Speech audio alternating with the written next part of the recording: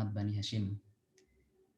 Sebelumnya kami ucapkan terima kasih sebesar-besarnya kepada hadirin dan hadirat yang menyediakan waktu untuk bisa menghadiri kajian ilmu pada malam hari ini.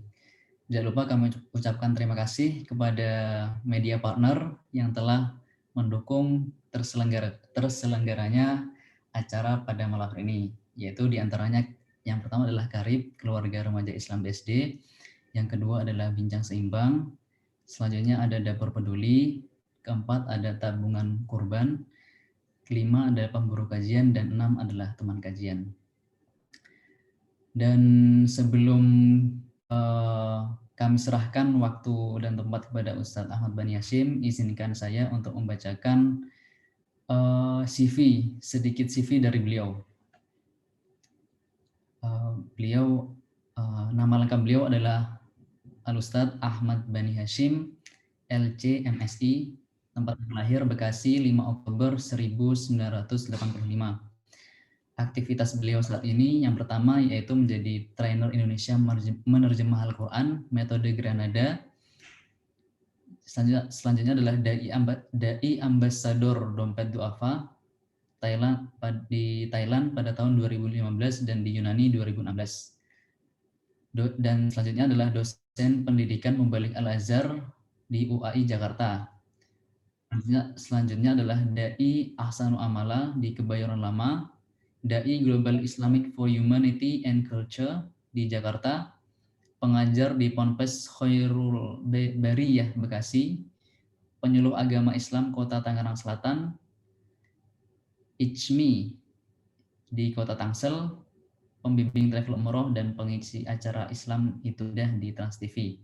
Adapun riwayat pendidikan beliau adalah Pondok Pesantren Khairul Bariyah di Bekasi, lalu S1-nya di International Islamical College di Tripoli, Libya, lalu S2-nya di Universitas Indonesia di Jakarta. Berikut barusan adalah CV beliau. Dan untuk mempersingkat waktu, langsung saja untuk materi membaca Quran dengan hati dengan hashtag tidak hanya mata kepada Al-Ustadz Ahmad Bani Hashim, LCMSI. Waktu dan tempat kami persilakan. Silakan Ustadz. Terima kasih Azmi, moderator. Bismillahirrahmanirrahim. Hadirin Bapak Ibu, teman-teman yang rahmati Allah Subhanahu wa taala. Assalamualaikum warahmatullahi wabarakatuh.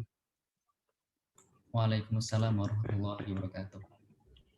Alhamdulillah wassalatu wassalamu ala Rasulillah wa ala alihi wa ashabihi wa mawalah la haula wa la quwata illa billah. Amma ba'd fa in asdaqal hadits kitabullah wa khairal hadi hadi Muhammadin sallallahu alaihi wasallam. Allahumma ftah lana abwaabal ilmi wa akrimna binuril fahmi wa sahhil akhlaqana bil hilmi. Allahumma yassir wa la tu'assir fa inna taysira kulli asirin yasirun alaik. Teman-teman yang dirahmati oleh Allah, di kesempatan malam yang mulia ini alhamdulillah kita bisa berkumpul di majelis ilmu ini dengan disponsori oleh teman-teman dari Qiraah Talk ya. Qiraah, betul Ustaz. Qiraah Talk, Masya Allah. Dengan semangat yang sama bahwa kita ingin selalu dekat dengan Al-Quran. Kita pengen Al-Quran itu menemani keseharian kita dalam hidup di dunia ini, sehingga dengan itu mudah-mudahan besok di alam kubur Al-Quran juga yang akan menemani alam kubur kita, dan kita berharap ketika di yaumul mahsyar Al-Quran yang akan menerangi langkah kita menuju ke surganya Allah Subhanahu wa taala. Amin, amin ya rabbal alamin. Dan itu kayaknya nggak mungkin terjadi kalau kita nggak ngakrabin Al-Quran di dunia ini kan. Maka kita perlu sering-sering akrabin Al-Quran. Bahkan Al-Quran itu sebetulnya hidup ya. Jadi dia berdialog dengan siapa saja yang sering berdialog dengan Al-Quran. Jadi kalau kita ini semakin akrab dengan Al-Quran, ya 11-12 lah dengan kita mengakrabkan diri dengan sesama manusia. Gitu. Kita ini kalau udah akrab banget sama seseorang, itu biasanya nggak canggung untuk menceritakan semua rahasia kita ke dia, dan dia pun akan menceritakan semua rahasianya kepada kita. Tapi kalau nggak kenal kan malu gitu ya. Siapa dia? Enak aja dia mau tahu urusan gue, kira-kira gitu. Tapi kalau kita sudah akrab, sudah dekat, kita akan menceritakan semua rahasia kita. Pun demikian ketika kita sudah mengakrabkan diri dengan Al-Quran, Al-Quran itu yang akan menceritakan semua rahasianya kepada kita. Jadi kita bisa baca satu ayat, itu bisa memahami pemahaman yang banyak sekali. Oh ini maksudnya begini, ya Allah ini begini. Karena kita sudah akrab. Semakin akrab dengan Al-Quran, Al-Quran akan membuka dirinya. Dia akan membuka rahasia-rahasianya kepada kita. Nah, di kesempatan malam yang mulia ini, dikasih tema ini baca Quran dengan hati. Gimana cara bacanya? Dengan hati, bukannya dengan lisan. Masya Allah. Ya, mungkin saya mencoba menangkap maknanya ya, bahwa sebagaimana pesan Rasul Shallallahu Alaihi Wasallam, ada orang yang membaca Al-Quran itu la yablugh al-hanajir, nggak lewat sampai kerongkongan. Artinya lisannya sih selalu baca, khatam sekian, bahkan mungkin hafal. Tapi ayat-ayat itu tidak sampai masuk ke dalam kolbunya dia. Sehingga ayat-ayat itu kemudian tidak mengubah sikap, tutur kata, dan perilakunya. Kalau kita baca sejarah, Ibnu Muljam itu qatilu Ali, yang membunuh Ali radhiyallahu anhu, hafizul Quran. Bayangkan, hafal Quran, kok bisa-bisanya membunuh orang yang sangat dicintai oleh Rasulullah, menantu Rasulullah, sahabat Rasulullah, sekaligus apa jatuhnya? Sepupunya Rasulullah sallallahu alaihi wasallam. Masalahnya di mana? Masalahnya Al-Qur'annya hanya sampai di lisan, hanya dilihat oleh mata, tapi enggak tembus ke dalam kolbunya dia. Nah, kita jangan sampai seperti itu. Nauzubillah, sama nauzubillah. Saya tertarik dengan apa yang disampaikan oleh Syekh Sa'id Ramadan Al-Buti. Beliau mengatakan bahwa manusia itu dibekali oleh Allah Subhanahu wa taala dua alat untuk melihat. Yang pertama disebut dengan al-basar, yaitu indera mata kita ini, panca indera. Fungsinya ya untuk melihat benda-benda secara ini, mana benda berbahaya, mana enggak, mana lubang, mana bukan, mana sumur, mana jalan datar. Nah, itu benda-benda secara fisik dilihat oleh basar kita ini. Yang kedua, selain basar, Allah juga kasih kita ini basirah. Basirah itu alat untuk melihat perkara-perkara yang sifatnya non fisik, seperti halal haram, boleh nggak boleh, maksiat dengan taat. Nah, itu nggak cukup hanya dengan mata basar ini, tapi dia membutuhkan basirah. Ada yang menerjemahnya dengan nurani, ada yang menerjemahnya dengan mata hati. Ya. Kemana mata hatinya? Kemana nuraninya? Orang lagi tertimpa bencana musibah, sempat-sempatnya dana bantuan sosial diembat sama dia itu. Bukan kemana mata ininya ya, kemana mata hatinya, basirahnya. Berarti dia punya satu alat melihat, yaitu indera matanya dia, basarnya, tapi basirahnya nggak bisa melihat. Nah, menariknya dua-duanya, kata Syekh Ramadan Al-Buti, dua-duanya itu untuk bisa melihat butuh cahaya. Basar ini butuh cahaya untuk bisa melihat. Kita bisa melihat benda-benda fisik kan karena bantuan cahaya. Nah, pun demikian dengan basirah, dia bisa melihat sesuatu itu, mana yang halal, mana yang haram, mana yang boleh, mana yang nggak boleh, itu karena bantuan cahaya. Kalau basar, mata panca indera ini, itu ya cahayanya bisa cahaya matahari, lampu, lilin, seterusnya. Nah, sementara basirah, nurani kita, apa cahayanya? Kata para ulama, dialah Al-Quran. Maka Al-Quran disebut dengan nur, cahaya. Ya. Disebut dengan nur. Makanya bukit di mana terdapat gua Hiro, tempat Rasul Shallallahu Alaihi Wasallam pertama menerima wahyu, disebut dengan Jabal Nur. Jabal artinya bukit, nur artinya cahaya. Padahal kalau kita datang ke sana malam hari gelap itu, nggak ada cahaya. Kenapa disebut Jabal Nur? Karena di situ pertama kali Allah Subhanahu Wa Taala turunkan Al-Quran. Yang Al-Quran itu fungsinya adalah sebagai nur, cahaya. Cahaya untuk apa? Bukan untuk basar, tapi untuk basirah.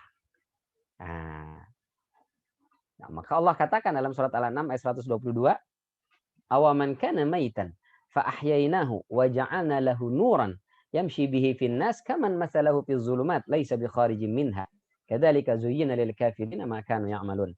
Sama enggak orang yang mati lalu kami hidupkan orang mati itu, lalu kami kasih dia cahaya, dengan cahaya itu dia keliling di tengah manusia. Dengan orang yang berada dalam kegelapan enggak bisa keluar. Ayat ini bukan sedang ngomongin ada orang keliling kampung bawa obor, bawa pelita, bawa lampu, bukan. Ini artinya ada orang yang hidup bersosialisasi dengan masyarakat, tapi basirahnya, nuraninya, kolbunya, itu mendapatkan nur, cahaya, sehingga dia bisa membedakan mana yang halal, mana yang haram, mana yang hak, mana yang batil, mana yang boleh, dan mana yang tidak boleh. Kalau kita baca ya di antara tafsir ayat ini, kata Ibnu Abbas itu ayat ini berkaitan atau turun berkaitan dengan salah satu doa baginda sallallahu alaihi wasallam, Allahumma a'izzal Islam bi ahadi al-umarain. Ya Allah, perkuat Islam ini dengan salah satu dua Umar. Ini dikeluarkan oleh Imam Tirmidzi dalam sunannya. Siapa dua Umar ini? Pertama adalah Umar bin Khattab. Kenapa Rasul ingin Umar bin Khattab masuk Islam, memperkuat agama Islam? Karena Umar bin Khattab ini sosok pemuda yang sangat luar biasa memiliki keberanian. Mentalnya bukan mental tempe, ini mental pemberani. Saking pemberaninya Umar bin Khattab ini, jangankan manusia, setan aja ngibrit ketemu Umar. Islam ini butuh pemuda-pemuda yang memiliki keteguhan hati yang kuat. Yang diajak berjuang itu nggak melempem. Siap. Bahkan rela mati di jalan Allah Subhanahu wa taala.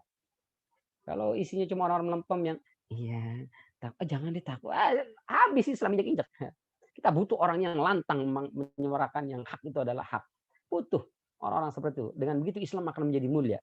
Karena kalau isinya orang-orang lemah, ya, para pemuda yang betah diketek orang tua, ya Islam habis diinjak-injak. Tidak menjadi mulia. Maka Rasulullah menginginkan Umar bin Khattab masuk Islam supaya Islam ini kuat. Yang kedua, siapa Umar yang dimaksud adalah Amr ibnu Hisham. Amr dalam bahasa Arab sama dengan Umar, ya Amr itu sama. Siapa Amr bin Hisham ini? Amr bin Hisham ini adalah salah seorang manusia yang memiliki kecerdasan luar biasa. Ya, saking cerdasnya itu, setiap ada masalah yang terjadi di Mekah itu, tempat tumpuan bertanya Amr bin Hisham, tempat tumpuan bertanyanya. Jadi bertanya, ada masalah, nanya ke dia, nanya ke dia, nanya ke dia. Ya, cerdas. Saking demikian cerdasnya dijuluki dengan Abul Hakam, bapak kecerdasan, bapak kebijaksanaan. Masya Allah. Tapi ternyata Allah Subhanahu wa taala mengetuk qalbunya Umar bin Khattab yang mendengar Al-Qur'an langsung terbuka nuraninya. Dia mendapatkan nur cahaya. Amr bin Hisham kecerdasannya itu tidak bisa menangkap nur hidayatul Al-Qur'an itu. Ya. Cerdas dia, pintar dia. Tapi kecerdasannya, kepintarannya tidak dipakai untuk mendapatkan nurul Quran. Sehingga yang namanya tadinya Abul Hakam, itu berubah menjadi Abu Jahal. Jadi orang-orang pintar yang kepintaran tidak digunakan untuk menangkap nurul Quran, jahal dia. 11-12 dengan Abu Jahal. Profesor doktor, ahli dalam bidangnya. Tapi keahliannya tidak membuat dia mendapatkan hidayah. Maka dia dengan Abu Jahal 11-12. Nauzubillah min dzalik. Kalau kita baca surat Al-Alaq ya, surat yang pertama kali diturunkan, itu kita bagi dua dari ayat pertama sampai dengan ayat kelima, itu kita diminta oleh Allah untuk belajar. Iqra bismi rabbikal ladzi khalaq. Baca. Tidak disebut objek yang dibaca, menunjukkan semua hal kita pelajari. Tentu yang baik-baik dan positif ya. Semua kita pelajari agar kita menjadi orang pintar. Karena Islam kalau diisi orang pemberani tapi bodoh, repot. Jihad, demo, begitu ditanya. Demo masalah apa sih? Nggak tahu. Katanya ini yang melanggar undang-undang. Pasal berapa yang dilanggar? Pokoknya ada deh. Pokoknya ada deh. Gimana ya? Kita harus punya ilmu, kita harus tahu, kita harus ngerti. Ketika diajak berbicara, kita punya hujah, kita punya dalil. Nah, itu dibutuhkan kecerdasan. Kalau semangat doang tinggi menggebu-gebu, tapi blow on, nggak ada gunanya. Islam butuh orang-orang yang cerdas. Maka ayat Al-Alaq dari 1 sampai 5 kita diminta untuk menjadi orang pintar. Tapi dari ayat 6 sampai 19, nah kita diwanti-wanti, jangan sampai pintar doang, tapi tidak membuat qalbu kita ini terbuka mendapatkan nurul Quran. Nah, maka kalau pintar doang tapi tidak mendapatkan nur cahaya Al-Quran, qalbunya, hatinya tidak terbuka untuk mendapatkan cahaya Al-Quran, jadilah dia seperti Abu Jahal. Nauzubillah min dzalik. Ya, maka Allah katakan inna hadzal Qur'an yahdi lillati hiya aqwam. Al-Quran ini adalah hidayah untuk menuju jalan yang lebih lurus. Wa yubasysyirul mu'minina alladzina ya'maluna shalihat anna lahum ajran kabira. Dan dia menjadi tabsyir, bisyarah, informasi untuk orang-orang beriman bahwa mereka yang beramal soleh dan beriman itu akan mendapatkan pahala yang besar di sisi Allah Subhanahu wa taala. Baik. Jadi penting sekali menghidupkan nurani, basirah kita ini. Jadi Al-Quran itu diturunkan oleh Allah Subhanahu wa taala sebagai nur untuk menerangi kalbu kita sehingga kita bisa membedakan, oh ini boleh, oh ini nggak boleh, maka kita tinggalkan. Oh yang ini diperintahkan, maka kita kerjakan.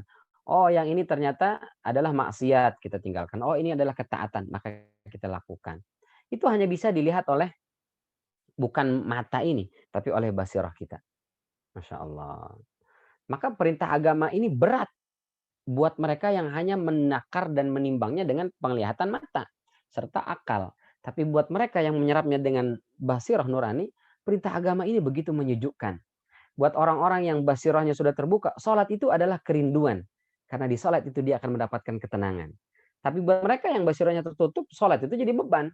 Kayaknya baru tadi kelar apa asar udah maghrib aja ini. Kayaknya baru kemarin kita puasa udah Ramadan lagi nih. Berat ibadah itu. Tapi buat mereka yang basirahnya terbuka, nurani kalbunya selalu merindukan. Makanya para sahabat itu mereka berdoa. Ya.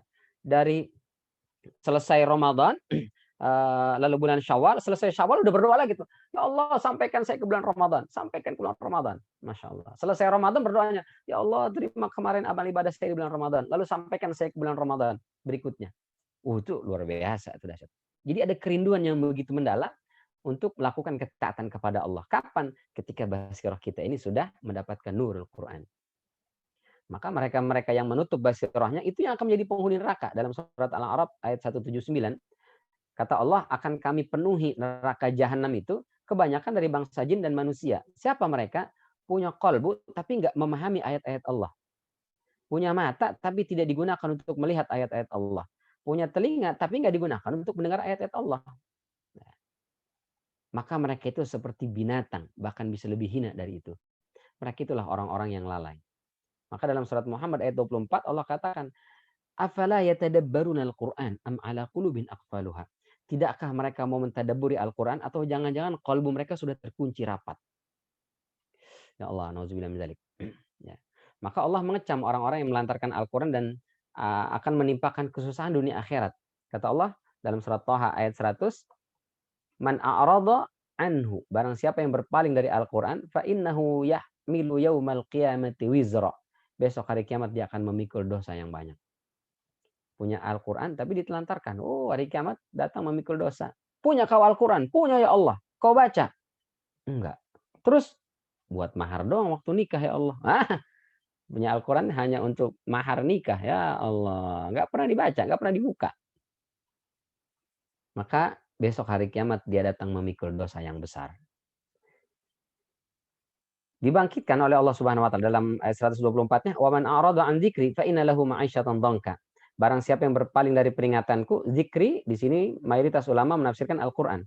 Fa inna lahu ma'isyatan dhanka, maka dia akan mendapatkan kehidupan yang sempit. Hidupnya mungkin pekerjaannya mapan, hartanya juga banyak, rumahnya mungkin megah, kendaraannya mungkin mewah.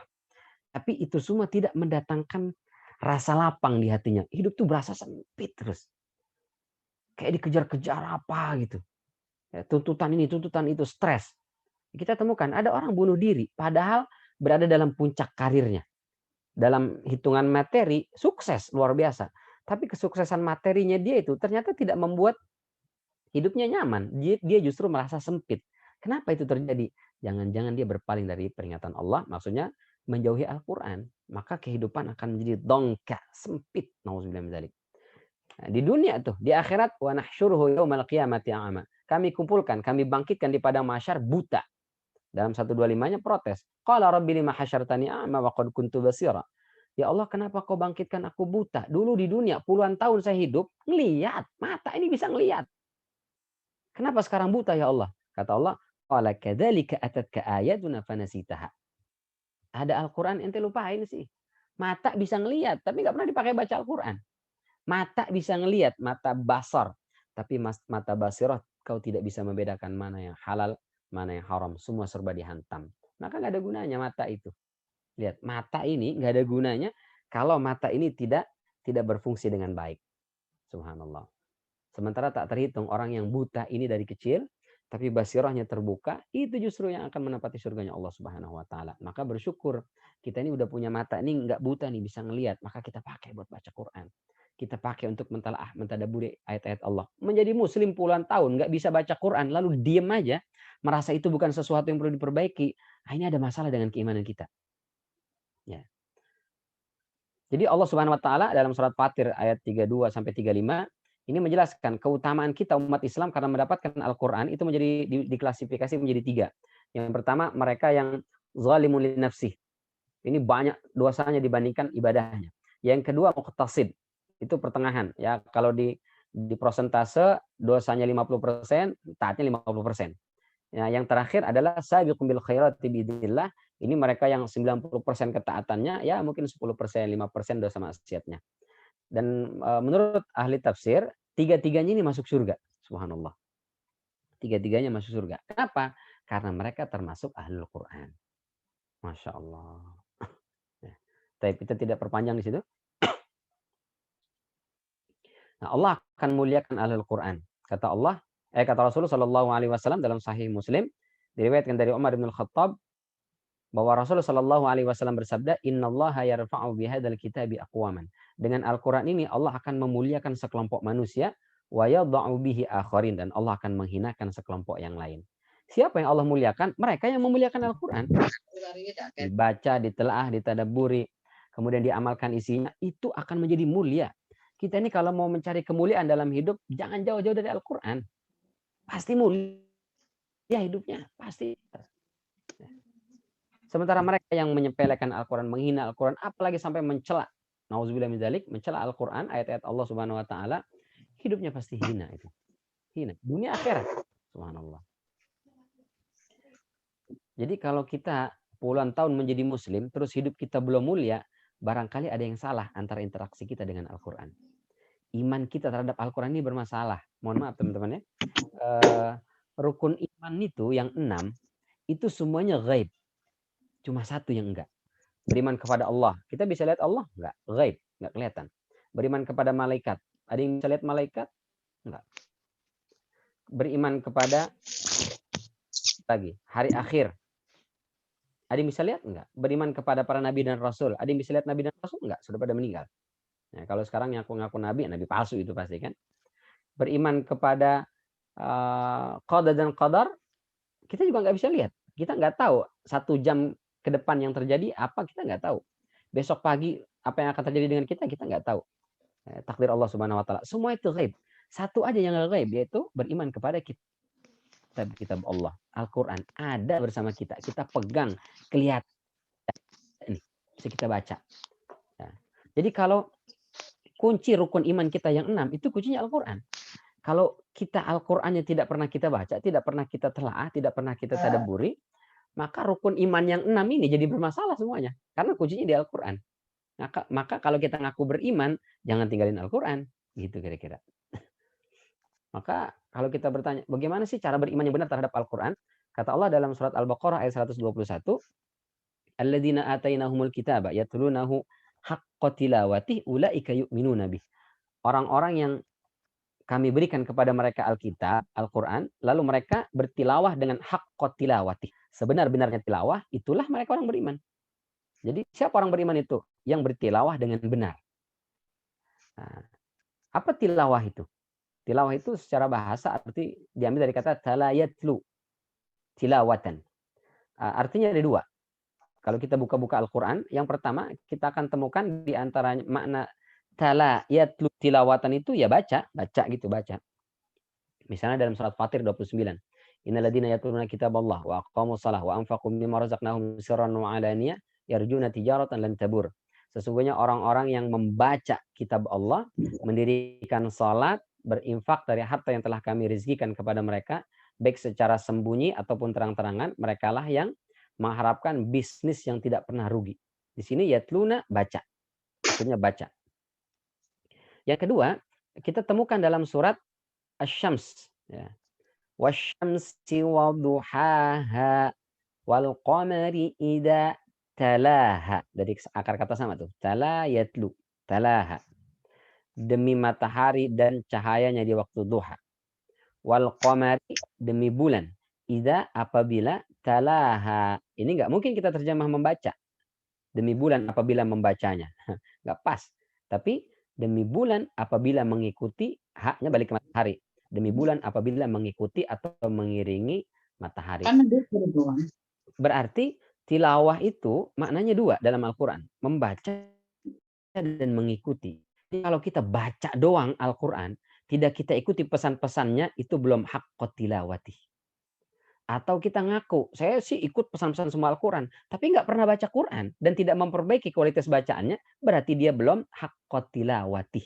Sebenar-benarnya tilawah. Kalau belum haqqot tilawati, berarti kita belum beriman sebagaimana yang Allah katakan keimanan dalam Al-Quran yang tadi itu. Jadi kalau kita saya pengen dianggap oleh Allah sebagai orang yang beriman terhadap Al-Quran. Lakukan dua ini. Baca Al-Quran dengan benar bacanya. Jangan asal-asalan, pokoknya yang penting baca deh. Jangan perbaiki bacaan. Ini ada teman-teman di Qiraah Talk ini akan mencoba membantu kita supaya baca Quran gimana sih supaya benar nih bacaannya. Tadi kan ada kolbun dibaca kalbun, itu mananya sudah beda. Kolbun artinya kolbu, hati. Kalbun artinya anjing. Oh, jauh itu. Berubah makna. Atau yang tidak sampai merubah makna. Misalnya cara membaca, gimana sih cara membaca huruf ro? Ternyata ada yang tafkhim tebal, ada yang tarkik, ada yang tipis. Nah, itu kita pelajari tuh. Ya.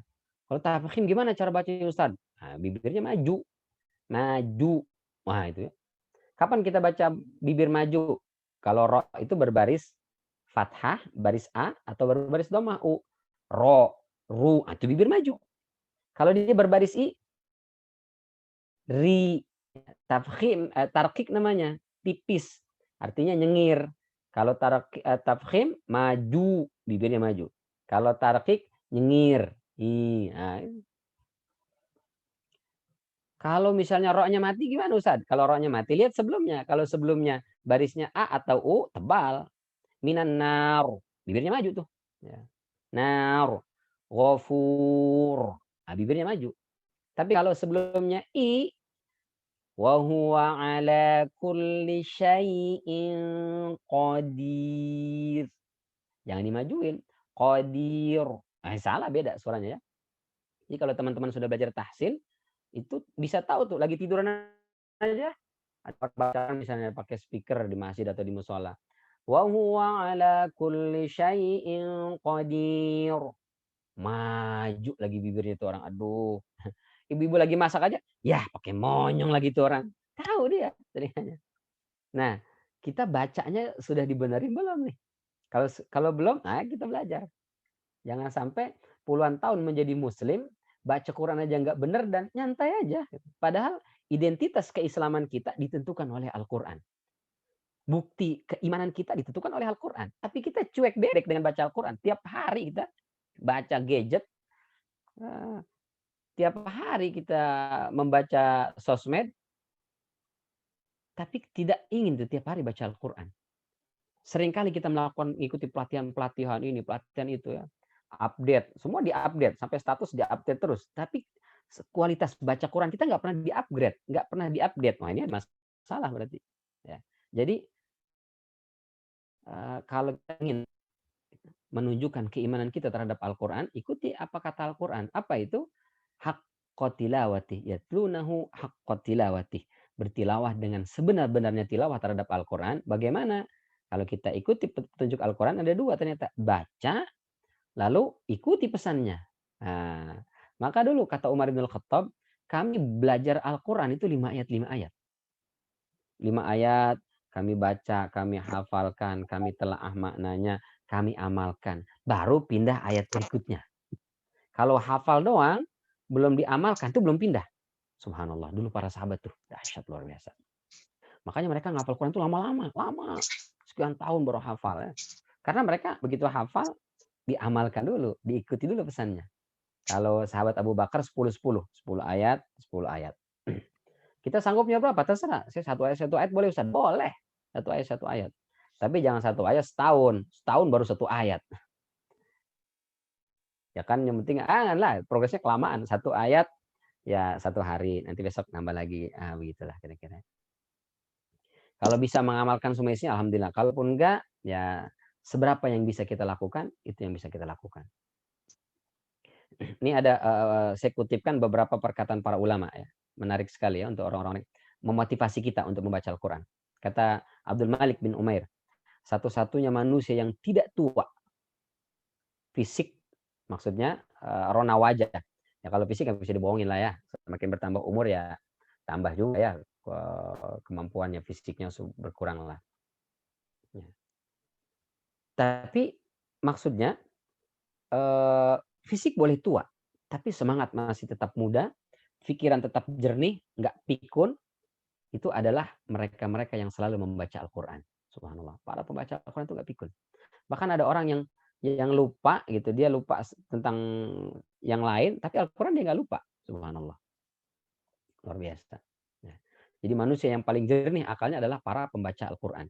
Makanya dulu para ulama kita itu mereka itu apa multidisiplin ilmu itu mereka kuasai.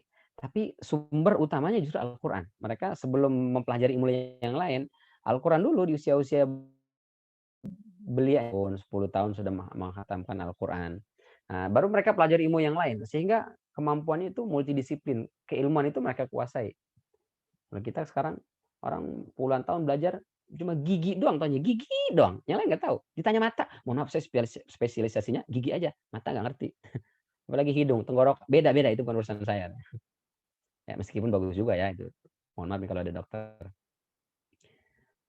Imam Qurtubi mengatakan barang siapa yang membaca Al-Quran, maka Allah akan menjadikan ingatannya segar meskipun umurnya telah mencapai 100 tahun. Oh, dahsyat. Jadi kalau masih 40 tahun udah sering lupa, oh hati-hati. Perasaan tadi di mana saya naruh kunci ini ya? Aduh, di mana? Di mana buru-buru lagi lupa nyari kunci motor ya. Nah, jangan-jangan jarang baca Quran tuh. Jadi gampang lupa. Ustaz, dia rajin baca Quran tapi suka gampang lupa Ustaz, terutama masalah hutang. Kalau minjemnya ingat, pas giliran balikin pura-pura lupa Ustaz. Nah, itu dibuat-buat itu, bantuin setan itu namanya. Imam besar Ibrahim Al-Maqdisi memberikan wasiat kepada muridnya Abbas bin Abdidaim rahimahullah, mengatakan, perbanyaklah membaca Al-Quran, jangan pernah kau tinggalkan. Karena sesungguhnya setiap yang kamu inginkan akan dimudahkan setara dengan yang kamu baca. Jadi kita ini kalau rajin baca Quran, itu hajat, keinginan, kebutuhan kita itu akan dimudahkan oleh Allah Subhanahu wa taala. Semakin banyak, semakin berat yang kita baca, seberat apapun keinginan kita direalisasikan oleh Allah Subhanahu wa taala. Bahkan Rasul katakan, mereka yang selalu baca Quran sampai lupa minta kepada Allah, nggak sempat dia doa minta kepada Allah karena hari-harinya habis untuk membaca Al-Quran. Apa kata Rasul sallallahu alaihi wasallam? Akan diberikan kepadanya khairu ma u'tiya, lebih baik daripada yang diberikan kepada orang-orang yang suka minta. Jadi ada orang mohon kepada Allah, Allah berikan saya ini, berikan saya itu, berikan ini, berikan itu ya Allah. Sementara kita nggak sempat minta itu karena saking sibuk baca Quran, maka ketika Allah berikan sesuatu yang orang minta tadi itu, Allah akan berikan kepada kita lebih baik daripada yang Allah berikan kepada orang tadi. Dahsyat tuh. Dahsyat Al-Quran tuh. Ibnu Salah mengatakan bahwasanya para malaikat tidak diberi keutamaan untuk membaca Al-Quran.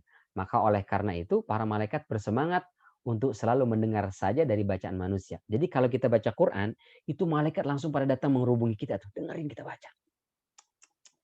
Dahsyat. Kita lagi duduk, malaikat datengin kita tuh. Itu gimana nggak berkah hidupnya? Jadi kalau setiap hari kita baca Quran, setiap hari malaikat ngerubungin kita.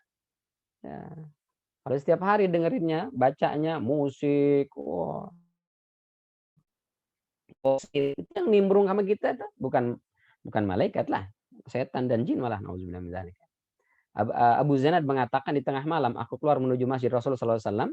Sungguh tidak ada satu rumah pun yang aku lewati melainkan padanya ada yang membaca Al-Quran. Oh dulu sahabat tuh ya luar biasa. Ya, sebagian ahli tafsir mengatakan manakala kita menyibukkan diri dengan Al-Quran, maka kita akan dibanjiri oleh sejuta keberkahan dan kebaikan di dunia. Jadi sebetulnya ya, kita ini kadang-kadang suka sok sibuk gitu, sampai nggak sempat baca Quran. Padahal kalau kita baca Quran, Al-Quran itu yang akan membuat waktu kita menjadi rapi, ya, menjadi tertata, menjadi bermanfaat. Itu Al-Quran justru bikin. Jadi kalau kamu kenapa nggak baca Quran? Saya sibuk banget, saya juga bingung sibuk apa gitu. Coba sempetin baca Quran. Jadi ketika kita baca Quran, waktu kita itu jadi, oh habis ini saya melakukan ini, habis ini begini, habis begini. Jadi disiplin. Jadi kalau orang yang suka bermasalah dengan kedisiplinannya, coba baca Quran deh, rajin-rajin. Fokusin. Pokoknya baca Quran kapan? Setiap habis subuh, setengah jam aja. Sama habis asar setengah jam. Udah itu. Sehari 2 kali saja, itu hari-hari kita itu, waktu kita itu akan menjadi tertata rapi. Menjadi disiplin hidup kita. Keberkahan akan Allah banjiri dalam kehidupan kita. Oh, dahsyat. Terkait dengan membaca, ini sebelum menutup. Jadi motivasi orang membaca itu paling tidak ada 3 ya. Yang pertama membaca untuk ibadah. Jadi kenapa baca Quran? Saya mau khatam setiap bulan sekali Ustaz, minimal. Terus baca. Supaya apa? Ya jadi pahala Ustaz, kan kata Rasul satu huruf diganjar oleh Allah Subhanahu wa taala 10 kebaikan. Kalau 3 huruf 30. Satu juz sekian yang saya dapat. Sekian, hitung aja berapa kali huruf itu ya. Semakin banyak yang kita baca, semakin banyak dapatkan. Tapi jangan lupa, baca Quran dapat pahala ketika bacanya benar. Kata Ibnu Jazari, wal akhdhu bit tajwid hatmun lazim. Wa man lam yujawwidil Qur'ana fa huwa asim. Membaca Al-Quran pakai tajwid itu mesti wudu wajib. Baca Quran nggak pakai tajwid, fahuwa asimun. Dosa dia.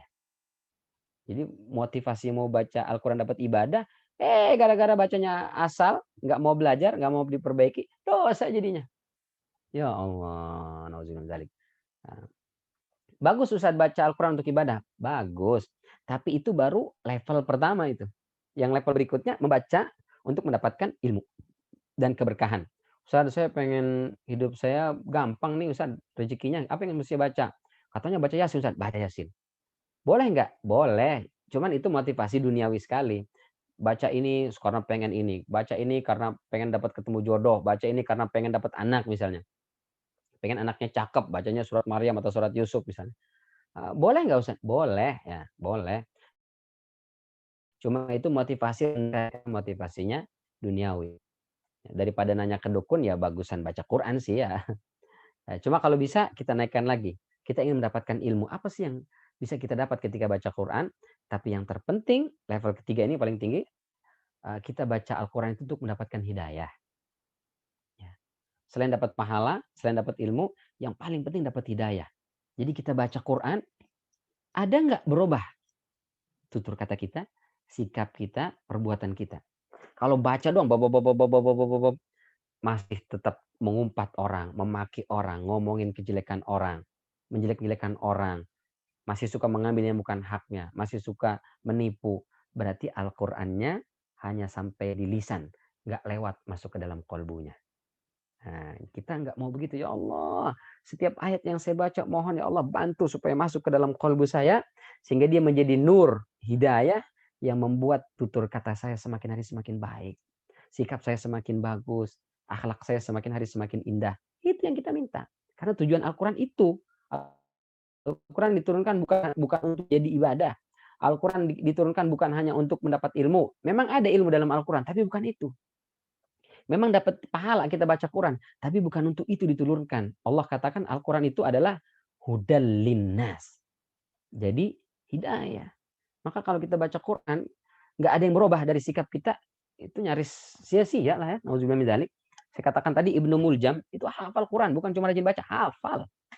Maka Allah katakan dalam surat Asy-Syu'ara, wa innahu latanzilu rabbil alamin. Al-Quran itu turun dari Rabb semesta alam, dibawa oleh malaikat Jibril ke kolbu kalian. Dibaca itu, kolbu kalian, bukan ke mata, bukan ke lisan. Kolbu. Litakuna minal munzirin. Untuk agar engkau menjadi pemberi peringatan. Kata Syekh Muhammad At-Tuqi mengatakan, sebelum litakuna minal munzirin, sebelum kau menjadi orang yang memberi peringatan dengan Al-Quran, Al-Quran dulu yang memberi peringatan kepadamu. Jadi begitu kita baca Quran, ya Allah iya nih saya belum melakukan ini. Ya Allah iya nih saya sudah melakukan maksiat ini. Jadi Al-Quran dulu menegur kita. Jadi begitu baca Quran, yang pertama kita pahami maknanya itu bukan untuk menunjuk orang. Baca ayat tentang munafik, bukan, ini cocok banget sama si Anu nih. Ini si Anu memang munafik, cocok banget sama ayat ini Ustaz. Bukan. Begitu kita baca, ya Allah, jangan-jangan saya ada sifat munafik nih. Baca tentang orang kafir, ya Allah sifat-sifat orang kafir kayaknya ada di saya nih ya Allah. Sifat-sifatnya ada nih.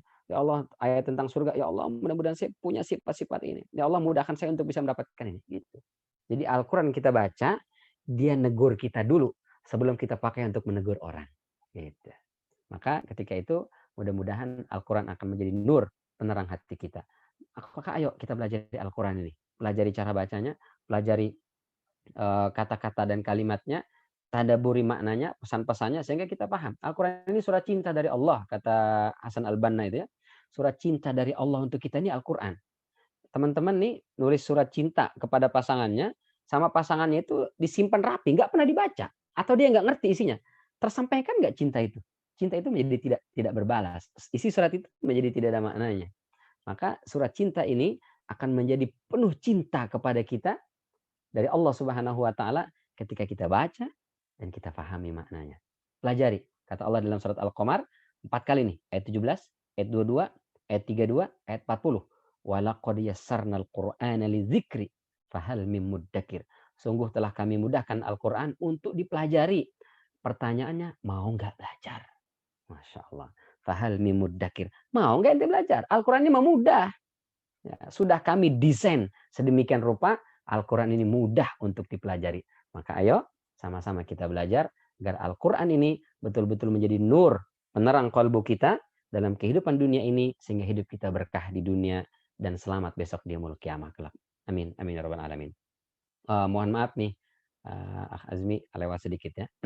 Terima kasih barangkali ini yang bisa saya sampaikan. Terus selebihnya mungkin silahkan dikembalikan kepada moderator. Ada yang ingin bertanya atau diskusi atau meluruskan jika saya keliru. Falyatafaddal masykura. Baik, terima kasih Ustadz Muhammad Hashim. Untuk selanjutnya kita masuk ke sesi pertanyaan ini Ustadz. Alhamdulillah ada yang bertanya. Pertanyaannya adalah sebentar.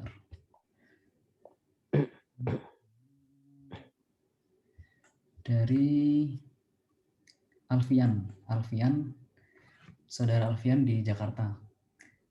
Bagaimana kiat-kiat menjaga istiqomah di masa muda, Ustaz? Kira-kira itu. Ya, Masya Allah. Dahsyat ini ya. Rasulullah SAW itu suatu hari pernah ditanya. Kok mantul saya suaranya? Ya Rasul, laqad syibta. Ya Rasul, engkau sudah beruban. Padahal kalau kita baca di Syama'il Muhammadiyah, Abu Isa At-Tirmidzi, mohon maaf, suaranya mantul ya? Tidak, Ustaz. Jelas. Enggak. Gitu, oke. Dalam Syama'il Muhammadiyah, Abu Isa At-Tirmidzi mengatakan uban Rasulullah itu enggak sampai 20 lembar. Di kepala dengan janggut beliau dikumpulkan enggak sampai 20 lembar. Kata Rasulullah, syayabatni Hud wa akhwatuha. Yang bikin rambut saya beruban itu adalah surat Hud. Kenapa surat Hud bukan surat Al-Baqarah? Karena di surat Hud itu ada satu ayat yang bahkan oleh Rasulullah pun terasa berat. Apa itu? Yaitu fastaqim kama umirta. Istiqomahlah engkau sebagaimana diperintahkan. Jadi buat Rasulullah istiqomah itu juga sama, tidak mudah, berat. Kalau sekedar tahajud gampang, tapi menjaga tahajud sampai mati, nah itu butuh perjuangan. Nah itu berat. Ya, yang mudah itu, yang ringan itu bukan istiqomah, istirahah. Tinggal selonjoran, liran, nah itu mudah. Istiqomah itu butuh perjuangan. Karena dia berat, maka pertama cari yang gampang. Saya mau istiqomah dalam hal apa? Semua hal, nah, itu berat. Cari satu dua yang kira-kira bisa. Saya mau infak Ustadz, tapi istiqomah. Oke, berapa kamu sanggupnya? Saya sanggupnya sehari Ustadz 2.000. Ya udah lakukan itu. Saya maunya sehari langsung 1 juta. Oh berat. Yang ringannya saja. Baca Quran. Istiqomah baca Quran Ustadz. Oke, sanggupnya berapa? Saya sehari pokoknya harus 1 juz. Sanggup nggak? Berat nggak buat antum? Antum sibuk nggak? Saya sibuk sih Ustadz. Tapi kalau saya paksakan, jangan dipaksakan. Cari yang kira-kira gampang. Sehari sanggupnya berapa? Oh, sanggupnya 2 halaman Ustadz. Kayaknya ringan tuh. Ya ringan aja. Terus jaga sampai 1 bulan. Wah, 1 bulan saya bisa nih kayaknya. Tambah baru gitu. Jadi mulai dari ringan. Itu yang pertama. Yang kedua, cari teman. Karena kita ini sangat gampang sekali untuk melanggar janji yang kita buat untuk diri kita sendiri. Pokoknya saya besok melakukan ini. Atau besok, kayaknya malas. Besok aja lagi. Ada di KB nggak? Nah, maka jadi kita supaya istiqomah ini cari partner, di teman. Ya, kalau sudah berpasangan, ya pasangan ajak. Nah, yang ketiga tentu selalu minta bantuan Allah Subhanahu wa taala. Karena setan akan selalu mengganggu kita, maka kita minta bantuan Allah supaya dibantu untuk bisa istiqomah insyaallah. Itu barangkali. Allah a'lam bishawab. Baik. Jadi kalau bisa disarikan, kita cari yang mudah terlebih dahulu, lalu kita mencari partner atau kawan untuk bisa sama-sama istiqomah, kurang lebih begitu. Lalu untuk yang pertanyaan yang selanjutnya Ustaz, dari anonim. Assalamualaikum. Assalamualaikum warahmatullahi wabarakatuh. Bagaimana caranya memotivasi suami agar istiqomah semangat belajar tahsin, memperbanyak hafalan, dan mentadabburi maknanya. Karena suami yang menjadi imam ketika sholat berjamaah di rumah, yang seharusnya bisa mendidik anak, istrinya juga untuk sama-sama belajar Al-Quran. Begitu, Ustaz. Ya. Pertama mudah-mudahan Allah selalu hidayah kepada kita semua ya. Amin. Mohon maaf, laki-laki itu dia secara fitrah itu di atas gitu. Jadi pengen dihormati dan muliakan. Jadi tipikal laki-laki itu, saya tahu karena saya laki-laki ya. Akasmi juga tahu kita laki-laki. Laki-laki itu nggak mau didikte, diajarin, diceramahin oleh istri itu kayaknya turun derajat gitu. Maka teman-teman akhwat ini jangan menceramahi, mendikte suami, jangan. Karena dia pasti mental itu. Jadi caranya gimana? Rayu aja. Jadi suruh jadi imam, Mas, jadi imam. Tapi bacaan saya gimana? Gak apa-apa. Begitu selesai, baru sayang sini deh. Tadi kayaknya tok-toknya itu terlalu ini deh, lidahnya terlalu ke atas. Jadi kayaknya tok gitu. Emang kenapa sayang? Dia kan dia nanya kan, baru kita kasih tahu, sampaikan pelan-pelan. Aku mau deh mempelajari bacaan Quran gimana ya? Saya ada kawan nih, ada teman nih, atau ada grup nih belajar, ayo gitu. Jadi kita pelan-pelan, tegurnya pelan-pelan, tapi sering-sering minta jadi imam. Tapi jangan sholat fardu, sholat sunnah gitu. Kalau sholat fardu disuruh jadi imam di rumah terus gawat nanti. Itu jadi itu yang pertama. Yang kedua, terus jangan pernah berhenti minta, mohon kepada Allah. Ya Allah, lembutkan hati suami saya supaya hatinya itu selalu cinta dengan Al-Quran, supaya motivasi untuk membaca Al-Quran. Karena yang membuka hati kita hanya Allah. Ya Allah. Maka mintalah kepada Allah. Itu barangkali Allah alam bisawab. Baik. Jadi kalau bisa disarikan barusan, dengan tidak didikte atau diceramahin, tapi dengan ditegur pelan-pelan atau dirayu. Mungkin dengan Dirayu sentuhan pelan-pelan. yang berbeda. Yang selanjutnya adalah berdoa kepada Allah, hatinya dilembutkan. Lalu untuk pertanyaan selanjutnya, Ustaz, dari anonim juga, bagaimana metode Granada ini bisa membantu kita mudah tadabbur Al-Quran. Terus kalau kita belum paham makna per kata atau per ayat, bisa merasuk ke hati. Begitu, Ustaz. Oh, Granada ya. Granada Iya. panjang ya kali itu. Kalau metode Granada untuk menerjemah itu, bukan untuk tahsin ya. Jadi sebenarnya sih metode Granada itu adalah sebuah metode yang disederhanakan dari gramatikal bahasa Arab. Jadi tidak menggunakan pendekatan-pendekatan bahasa Arab, tidak ada isim, fa'il, huruf fi'il mudhari, fi'il madhi, enggak. Semua menggunakan pendekatan bahasa Indonesia, kata kerja, kata benda gitu ya. Dan itu kita akan diajarin untuk bagaimana menemukan sebuah kata, ini kata benda, ini akar katanya apa, terus maknanya apa. Nah, itu diajari seperti itu, lebih ke situ sebetulnya. Tadi kedua apa pertanyaannya? Jika belum paham makna per kata atau per ayat, bagaimana caranya membaca Al-Quran agar tetap bisa merasuk ke hati? Ya. Kalau bisa kita baca Al-Quran itu, sempatkan sesekali baca terjemahnya.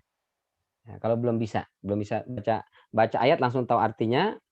Kalau bisa paham per kata, alhamdulillah. Belum bisa paham per kata, minimal tahu secara global. Ini ayat ini ngomongin apa gitu.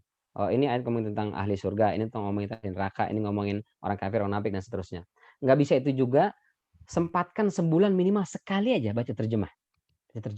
Secara runut tapi ya. Nih kita mungkin setengah jam itu sudah dapat banyak tuh terjemahan. Baca terjemah terus gitu.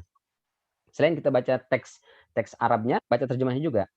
Setelah itu bacaan atau surat-surat favorit yang biasa teman-teman baca di sholat, usahakan itu tahu artinya. Jadi hafalin, kalau perlu hafalin. Jadi begitu baca, misalnya apa yang surat favorit? Al-Kautsar, Al-Kafirun. Jadi begitu baca, Qul ya ayyuhal kafirun, itu sudah langsung tahu. Katakanlah hai orang-orang kafir. Sampai begitu. Ya. Sehingga ayat-ayat yang minimal kita baca ketika sholat, kita tahu artinya, di situ aja nggak apa-apa kita. Di situ aja kita nangis, kita pahami maknanya, kita berdialog dengan Allah Subhanahu wa taala. Jadi kalau sanggup 30 juz, tidak bisa 30 juz, 10 juz, nggak bisa 10 juz, 1 juz, nggak bisa 1 juz, 1-2 surat yang biasa kita baca ketika sholat, itu kita paham. Lalu itu kita jadikan sebagai modal dialog kita dengan Allah Subhanahu wa taala sehingga hati kita mendapatkan nurul Al-Qur'an. Ya nggak apa-apa, nggak apa-apa. 1-2 ayat pun itu kita pahami maknanya, kita amalkan lebih baik daripada hafal 30 juz tapi nggak ada satu pun yang kita paham. Ya, nggak apa-apa. Itu barangkali Allah alam shawab. Untuk metode Granada itu tidak di sini pembahasannya, itu nanti japri aja lah, atau kita khusus temanya lah gitu. Baik. Jadi untuk metode Granada kita sepertinya butuh satu sesi khusus ya, tidak bisa dijawab dalam beberapa patah kata.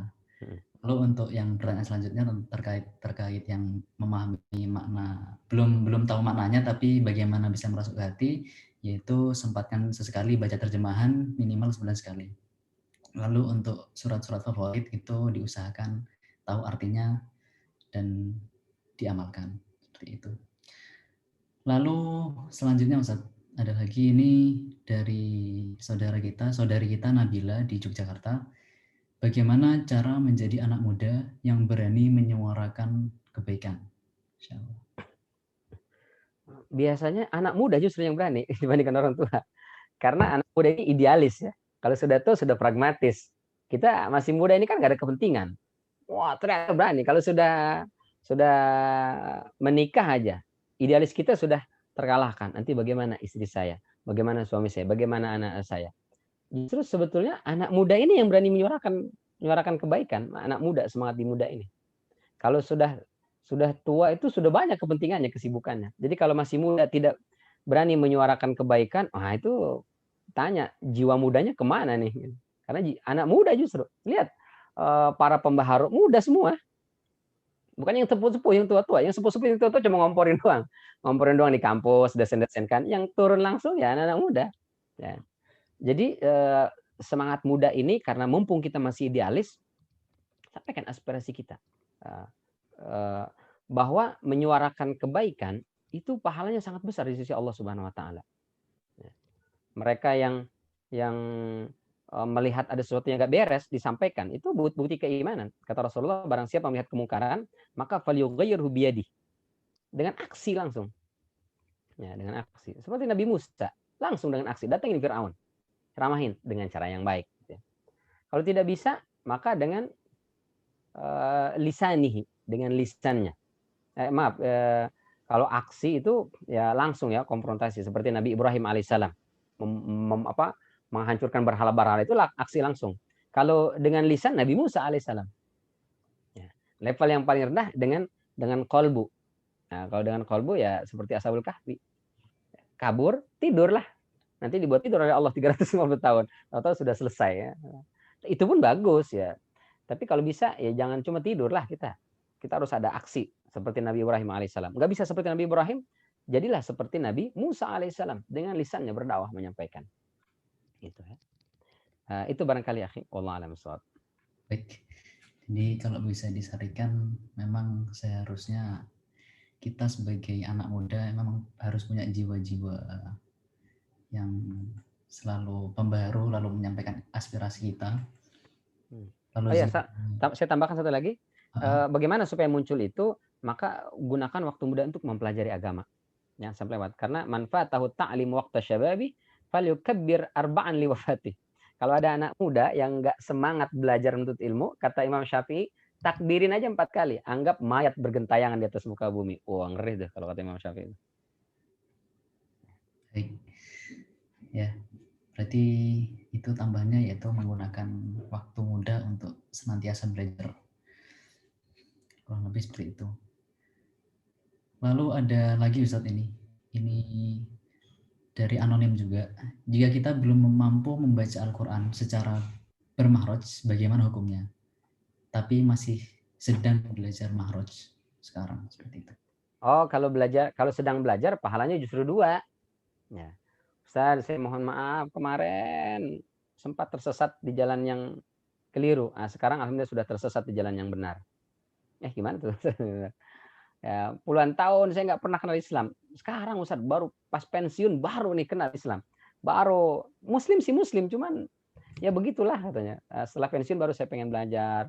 Tapi ya namanya udah pensiun Ustaz, lidah itu udah kelu. Ya, biar kata gusi sama lidah pada berantem, tetap aja yang keluar tok, ngak gitu kan. Tapi dia masih mau belajar, itu dapat pahalanya justru 2 kata Rasulullah. Ya, Al-mahir bil Qur'ani ma'asafaratil kiramil bararah. Orang yang lancar baca Qur'annya itu nanti kelasnya di surga first class bersama dengan para nabi dan rasul. Sementara mereka yang baca Qur'annya itu terbata-bata, wa yata'ta'u wa syaqun alaihi falahu ajran. Yang terbata-bata, yang belum benar makhrajnya tapi dia masih tetap belajar, maka dapat pahalanya 2. Yang disampaikan oleh Ibnu Jazari tadi, berdosa kalau dia udah bacanya nggak benar, nggak mau belajar. Nah, itu yang dosa. Kalau kita masih tetap belajar, dapat pahala 2.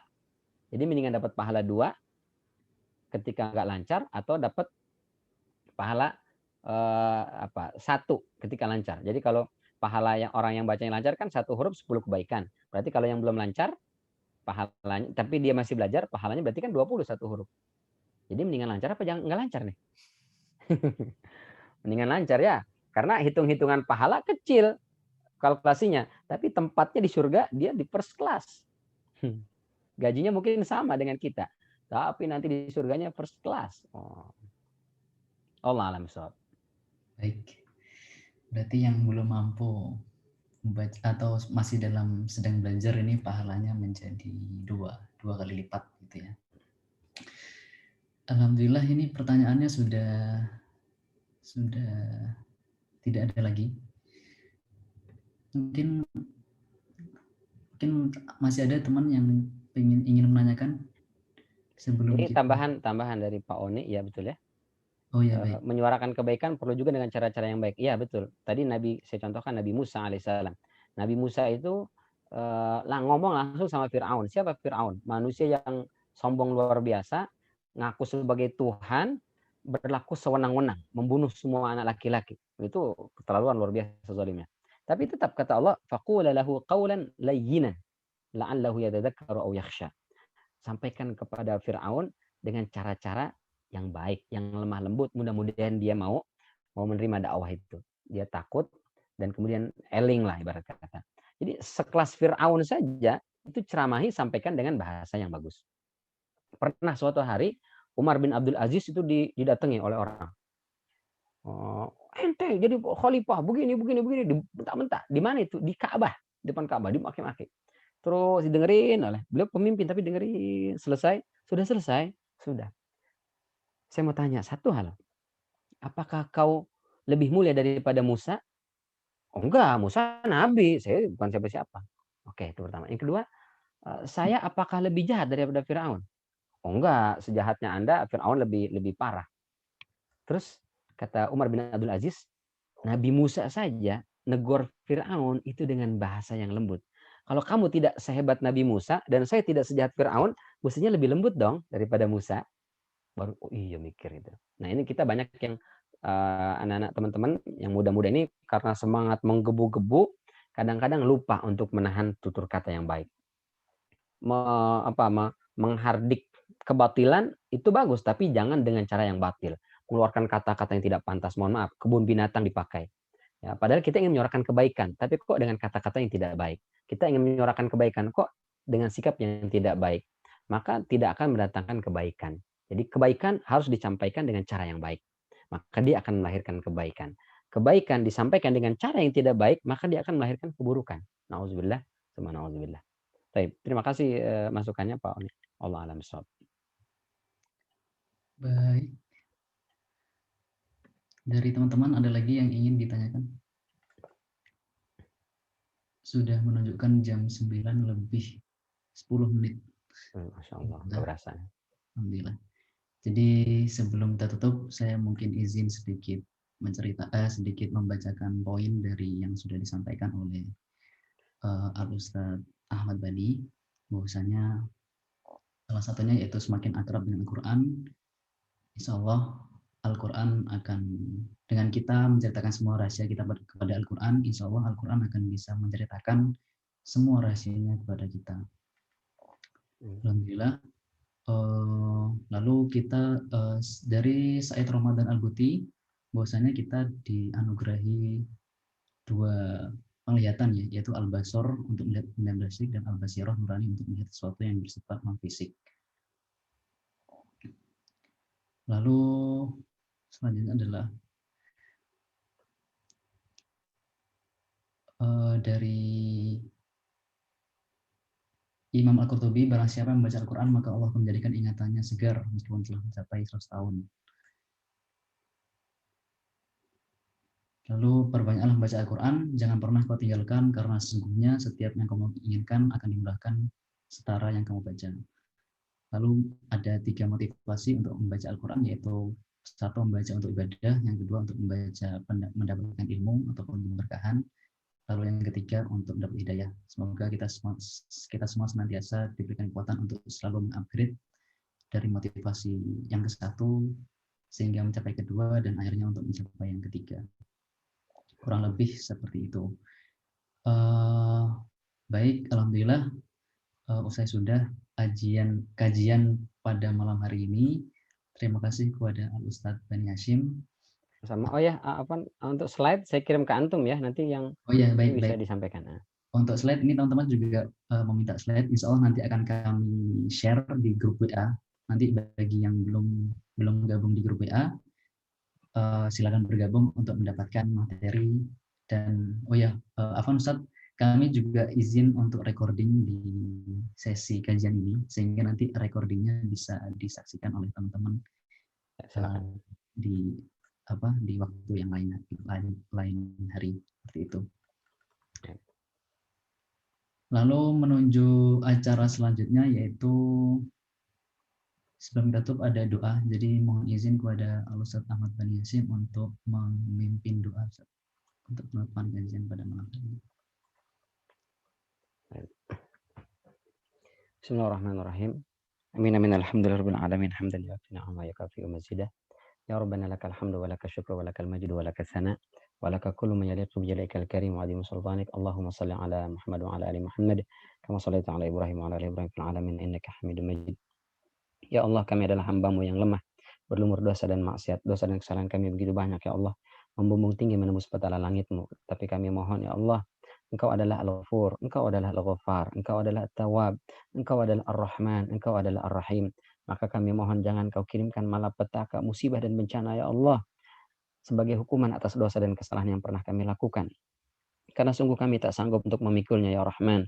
Kami mohon lembutkan hati kami, tegur kami yang salah, tegur kami yang khilaf dengan cara-Mu yang paling bijaksana ya Allah, agar kami selalu kembali kepadamu. Ya Allah, jadikanlah Al-Quran sebagai penerang hati kami ya Allah. Tanamkan rasa cinta di hati kami terhadap Al-Quran ya Allah, kitab suci-Mu.